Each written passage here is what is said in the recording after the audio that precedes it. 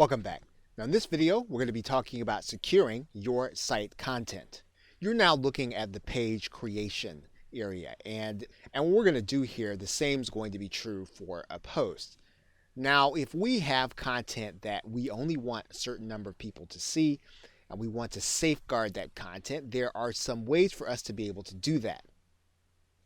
And one of the ways that WordPress allows us to do this is for us to change the visibility to password protected.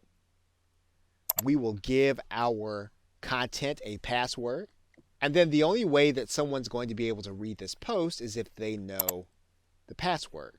Now, if we have video that we're actually going to be doing, there are ways to even safeguard the video that we're doing. They don't necessarily pertain directly to WordPress.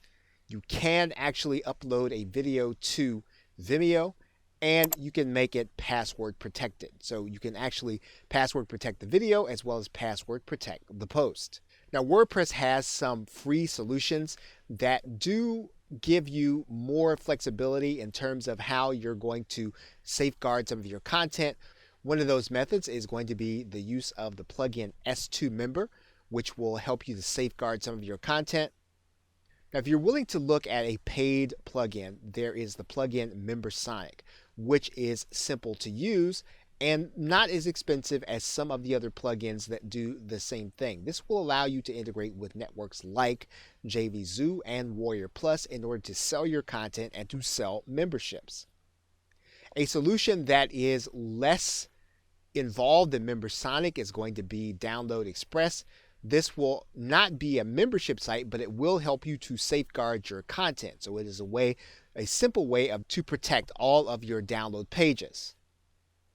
Now, if you want to do time-based subscriptions and you want to safeguard your content that way, there are plugins that will be a little more elaborate.